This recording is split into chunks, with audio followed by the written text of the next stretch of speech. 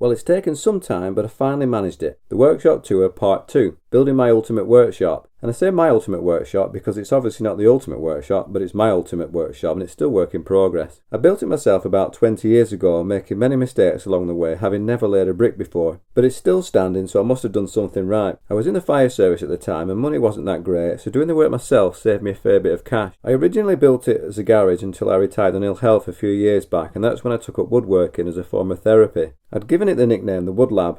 Lab being my initials and wood, as I was working with wood, and made a little sign for the workshop which is still up there now. I'd used the money I got from my retirement to buy some nice things like my CNC machine and upgraded a few of the machines that had been struggling. I also changed from the Wood Lab to Smugwood, which was an idea from my missus as we used to joke about how we made the wood look smug.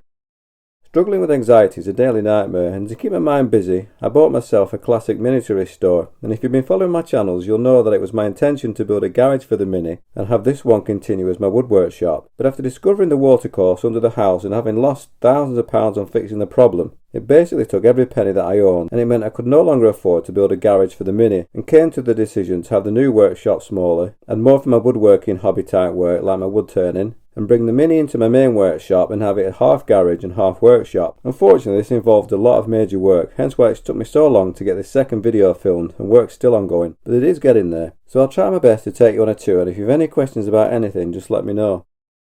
So starting with the building itself, it's technically single brick but with a false inner brick wall which is non-load bearing. It's a concrete insulated floor with Duramat rubber tiles. However, these are the old soft rubber tile which tends to curl in the corners. The newer Duramat floor I put in my other workshop is much better. The ceiling is cladded with tongue and groove and insulated and has fluorescent lighting which I'm hoping to change soon. LED just wasn't a thing 20 years ago. So I'll start on the left with my jet planer which I got from Axminster Tools. Initially I had a lot of problems and it was replaced 3 times, but all seems well now. The beauty of the planer thicknesser is the ease in which it can be changed from one to the other.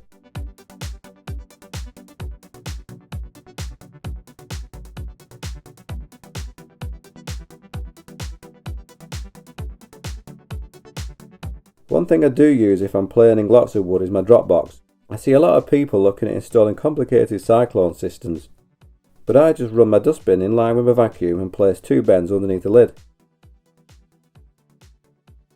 As the shavings get sucked through, they can't reach the other bend, so they just fall to the bottom of the bin instead of getting sucked into the vacuum. It's really simple and really effective and really cheap, and saves on vacuum bags and filters.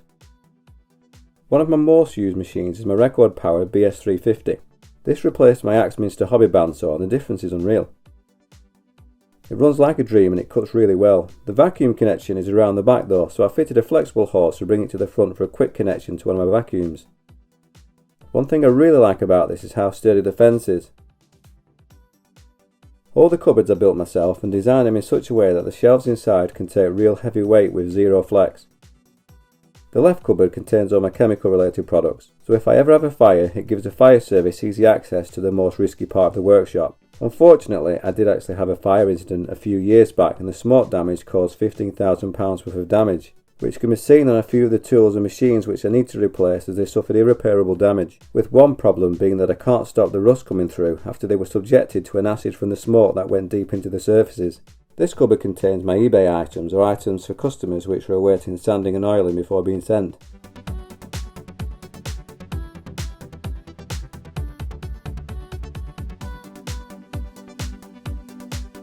My hand tools are pretty limited as I tend to use more machines than anything.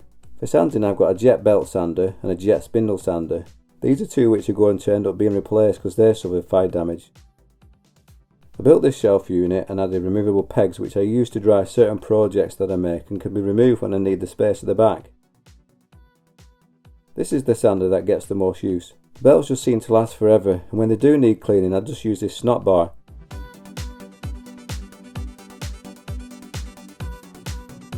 The disc sander works well, but it's not something that I use much. Here you can see the damage from the acid in the smoke.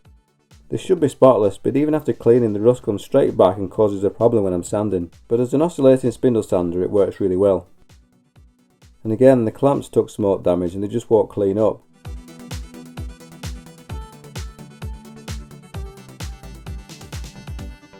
The wall shelf I built works really well but needs better organising.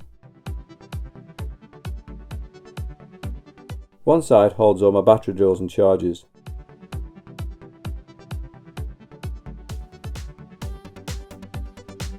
The middle section speaks for itself.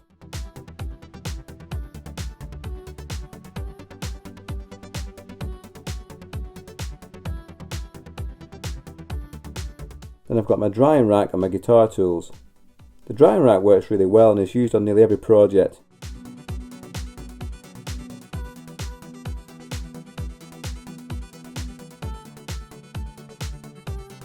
In the middle of this side of the room is my Bosch Glide and my finishing oils. The Bosch Glide is great, although possibly a bit too big for most of my needs. I made a quick way to connect my vacuum up to help collect the dust when cutting.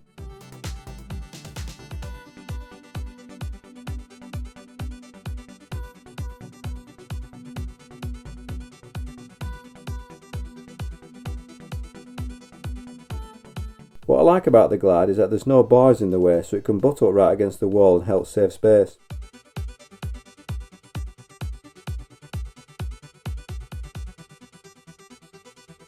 I've built more cupboards and shelving for my mortiser, router accessories and my CNCs.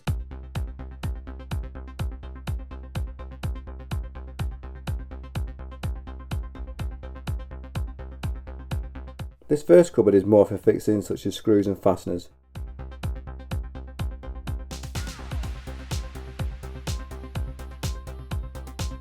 And the cupboard next to it has all my electrical and building tools. The mortiser from Machine Marks are great for the price, and I'll soon be using it to build myself a new gate. This will be replacing the infamous gate from my new workshop build. And I like to keep a couple of spare lights up here just in case. The USB sticks contain the G-code files that I use for my CNC machine. That means that I don't need to have a computer connected for it to run, which is so simpler. The sandpaper storage I built comes in really handy and lets me know when I'm running out of a certain grit.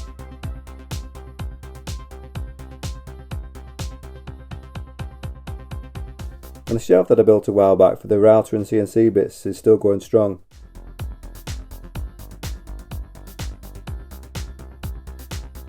At the top is a control panel for one of my CNCs.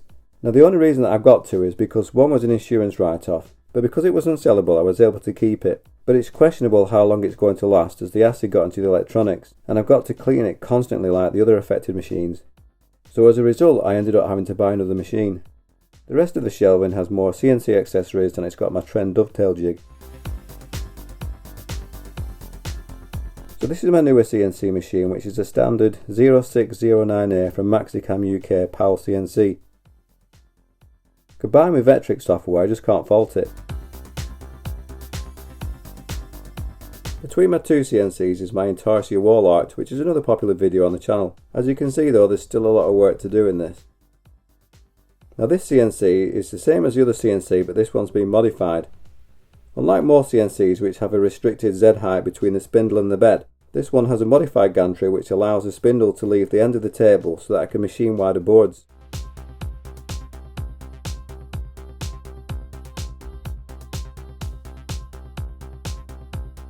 All my vacuums are pneumatic as they're so quiet, and the CNC ends up using two of these. The CNC table makes it easy to store things like sanders and the control unit and some spare vacuum hoses. The heating comes from just one wall heater, which I needed to upgrade the plastic socket to metal as it kept getting really hot and cracking the plastic. My table saw separates my woodworking side from my car restoration side.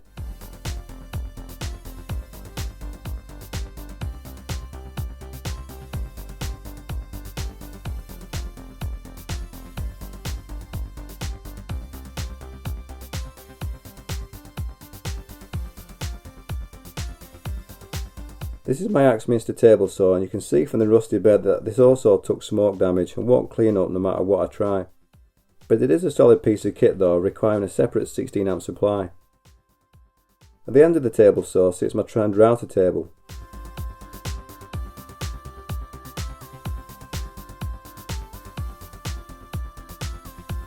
And if it's of any interest, there's a build video on the channel as well as a look at all the available router bits. Trend T11 sits underneath and connects to a separate on and off switch. I've also made a smaller router table at the end of the table saw, which I use in conjunction with mini roundover cutters. The extraction on the table saw is really bad, but I've come up with a couple of ways just to improve things.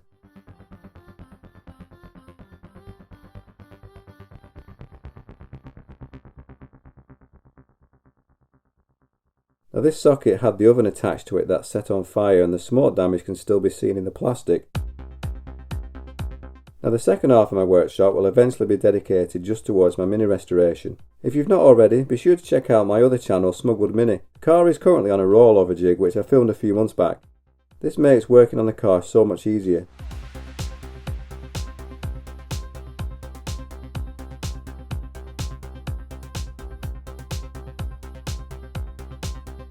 I'm just about to brace the bodywork ready for a new floor.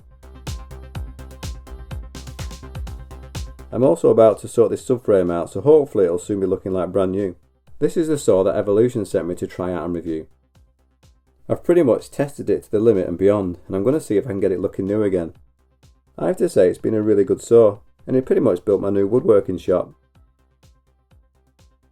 I recently put these IKEA shelf units in to have somewhere to store all the bits for the Mini, but I ended up having to use big boxes as the shelves were too small. So for now the shelves have lots of random stuff on. I've just got to suss out where it's all going to go. But there's some useful stuff like Haynes manuals, screwdrivers and gloves and stuff. It's also handy for all my socket sets and an old car radio. I've also got my airline accessories and a grinder and a few other things on here now. Plus every garage has got to have one of these, random screws stored in a chocolate tin. This Dremel comes in quite handy and it's been used on quite a few of my videos.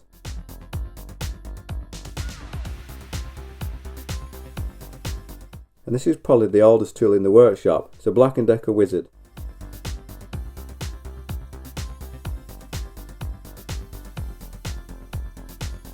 It also gives me somewhere to keep my welding visor and my torque wrenches. And my music's really important to me and it helps me relax, so this sound system's great. Then there's a few maintenance products and one of my first CNC projects. This Axminster drill's a little underpowered, but it's great for what I use it for. It's definitely something I'd like to upgrade in the future though. The problem is I bought all these tools with my ill health payout, so now any new tools usually have to come from selling other unused tools, and I think I've pretty much got rid of all my unwanted gear now, so a new drill might be a while off yet. For now the car jack lives on the floor and I keep a few accessories on the wall. Now this grind is terrible and it stops when I press anything against it, but it does have its uses. I also keep my little Thai boxing trophy in the workshop as a little reminder that anything's possible. All my ring spanners are stored neatly so I can find them whenever I need them, plus I can easily spot what's missing. Also there's a few rusty Allen keys on here and you can guess, smoke damage. This is a little compressor that I did a video on a short while back. It's been really useful for my tyres and for cleaning my machines and I'm slowly getting used to how it works. All these boxes have mini parts for the car waiting to be refurbished or replaced.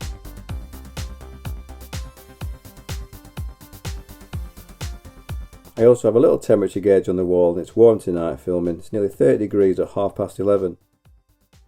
This Clarke I made a few years back and it's hard to believe that all of it was made out of a piece of 4x2.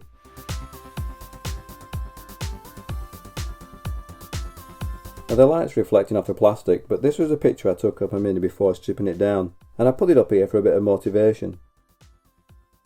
Above the door I've got a sign that I made, but it's looking a bit sorry for itself. That's possibly a future project. And of course every workshop's got to have a fridge freezer, although on top is the oven that I got to replace the one that caused all the smoke damage, so this always gets used outside now. And here's something that's going to be getting a lot of use in the next few weeks. So that's a fairly quick tour of my main workshop. If you've got any questions regarding any of the machines then by all means let me know. Apologies again for the video quality, but I filmed it late at night and the camcorder was really struggling with the low light.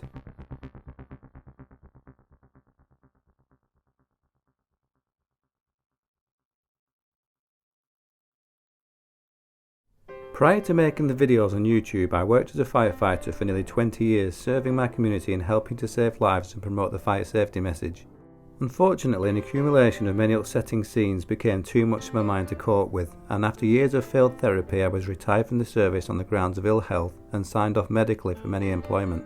To keep myself busy, both body and mind, I developed an interest in woodworking and car mechanics, and with already having a hobby in filming and music, I combined my interest and started making videos here on YouTube, filming, editing and composing my own music for my woodworking and car restoration channels Smugwood and Smugwoodmini. Unfortunately, to produce such videos comes at a price, and with minimal funds after being retired from employment, I've turned to Patreon to see if there is additional support out there which could allow me to continue making the woodworking and car restoration videos. In return for support, there are various levels which are explained in more depth at the Patreon link below, but includes the chance to win one of my YouTube projects made throughout the year, and also inclusion into random prize draws open to patrons only. In addition, I'd like to thank everybody who already subscribes to my channels, or watches, comments, likes and shares them, as it all goes to help support my channels, and for that I'm really appreciative. It's my hope that I can continue making the videos for the foreseeable future. Thanks once again for your continued support.